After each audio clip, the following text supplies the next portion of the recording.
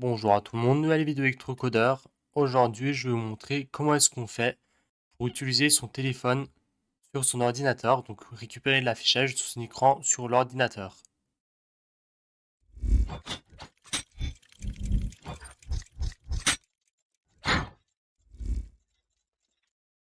Pour utiliser son téléphone sur l'ordinateur avec SCR CPY. C'est une application en fait qui recopie l'écran de votre téléphone sur l'ordinateur.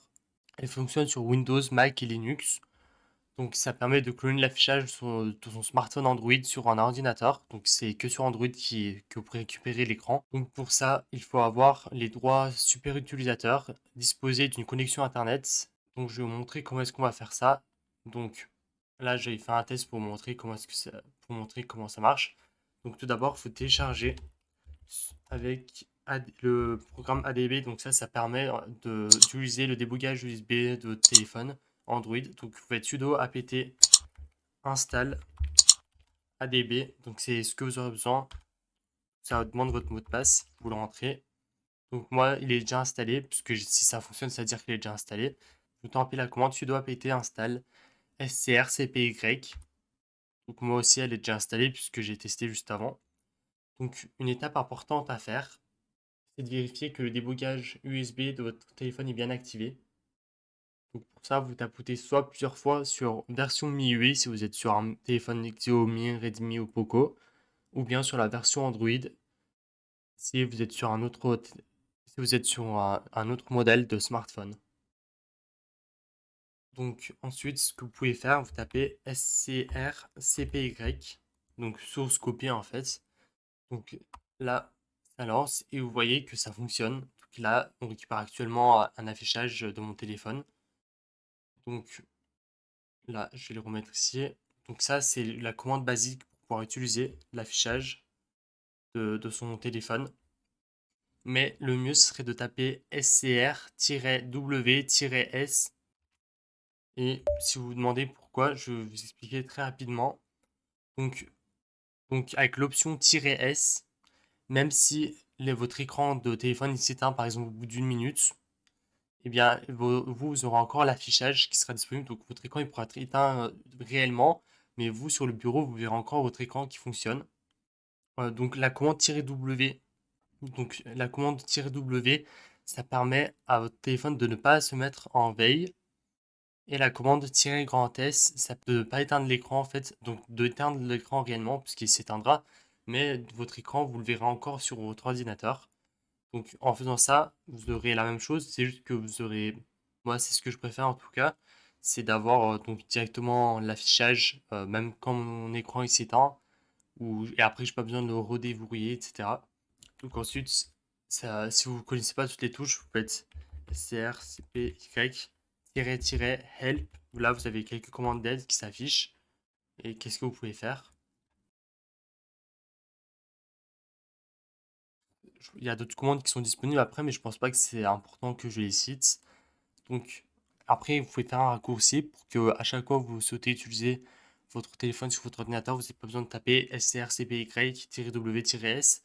Donc là, on va créer un fichier desktop. Donc là, j'ai vu que sur le site de la documentation d'Ubuntu, ils ont créé un fichier desktop.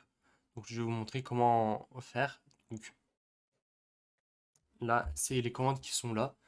Donc comme vous voyez ici, c'est un fichier desktop. Donc les fichiers desktop, c'est tout ce qu'il y a ici. Donc ça, c'est un fichier desktop en réalité. Ça doit être agenda, quelque chose, point desktop.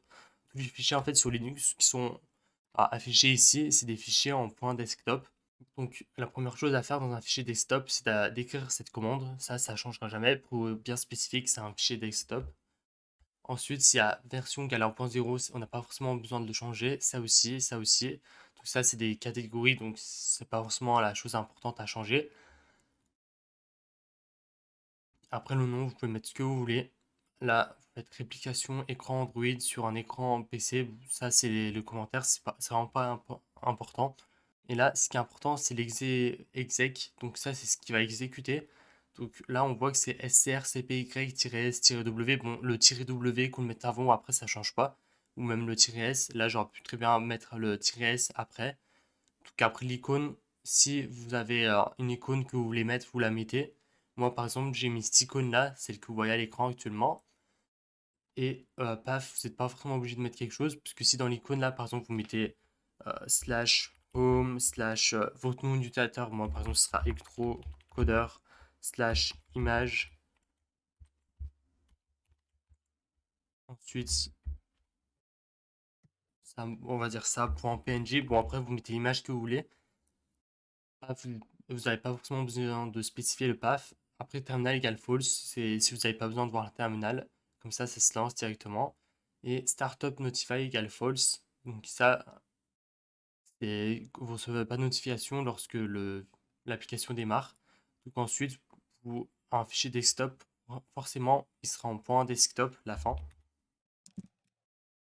Donc là, on peut le renommer comme on le souhaite. Bon, après, moi, j'ai mis dans le bureau, mais vous pouvez le mettre. Normalement, ce qu'il faudrait faire,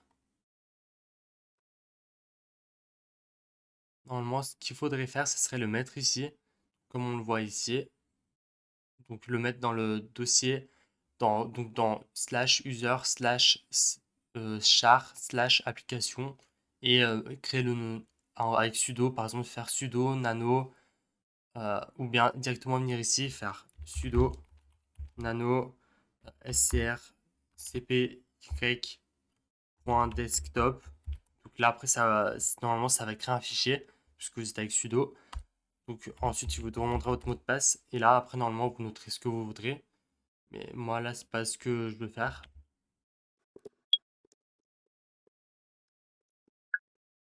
Donc on voit qu'il y a des soucis il y a des soucis, il n'arrive pas à se lancer. Donc on fait lecture-écriture, lecture-écriture.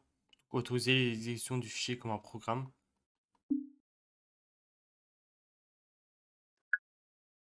Donc là après faire autoriser l'exécution. Mais bon là moi je suis sur le bureau, c'est pour ça que ça bug un peu. En réalité, vous n'aurez pas de souci normalement si vous lancez directement dans slash user slash char. En plus, normalement, il viendra directement ici, donc, comme moi ce que j'ai fait. Donc après, on a le raccourci qui lance directement l'application.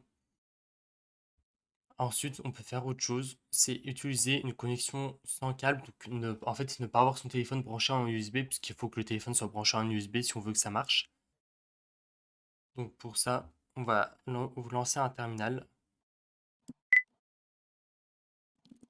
Donc dans le terminal, on va taper ADB, donc la commande qu'on avait téléchargée tout à l'heure.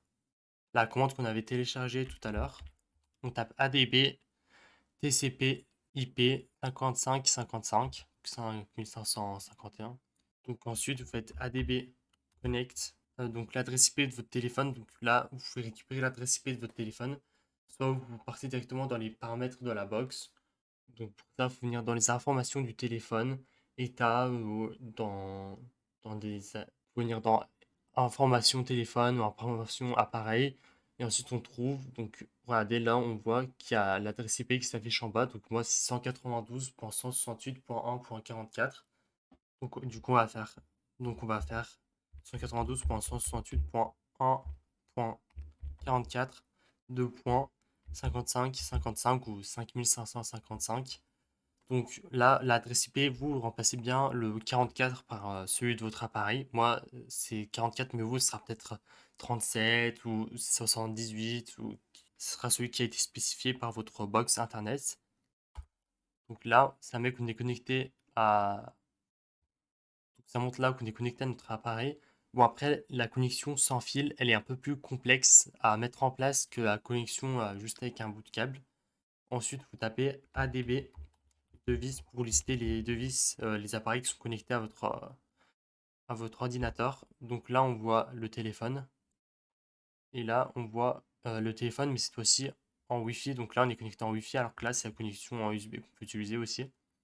Et donc là, ce qu'on va faire, on va faire scrcpy-w grand S, comme ce qu'on avait fait tout à l'heure. C'est juste que là, on s'est connecté à notre téléphone juste avant. Là, la connexion sera par Wi-Fi, alors que tout à l'heure, c'était par câble. Donc là, donc ensuite, vous pouvez bien déconnecter votre téléphone de l'ordinateur, donc plus aucune connexion avec câble de votre ordinateur. Vous lancez la commande scr cpy-w-s comme tout à l'heure, sauf que cette fois-ci, on passera par connexion Wi-Fi. Donc vous verrez que c'est peut-être plus pratique pour certains cas, mais c'est un peu plus compliqué à mettre en place. Et aussi, l'intérêt que ça a de mettre en USB, déjà c'est plus rapide, ça se peut que ce soit plus rapide, vous avez moins de bugs, donc il y aura, ce sera toujours plus fonctionnel. Et aussi, normalement, même sans connexion Internet, ça fonctionnerait. Et aussi, votre téléphone peut charger en même temps, donc ça reste assez pratique. Dans cette vidéo, je vous ai montré comment est-ce qu'on fait pour utiliser SCR CPY pour récupérer les informations, pour récupérer en fait l'écran de son téléphone. Donc après, vous pouvez utiliser votre téléphone comme vous le souhaitez. Là, vous voyez que je clique avec ma souris et ça fonctionne comme si j'appuyais avec mes doigts en réalité. Donc, j'espère que la vidéo vous a plu. Si c'est le cas, alors vous pouvez vous abonner, liker, partager et commenter. C'était Electrocodeur. Ciao!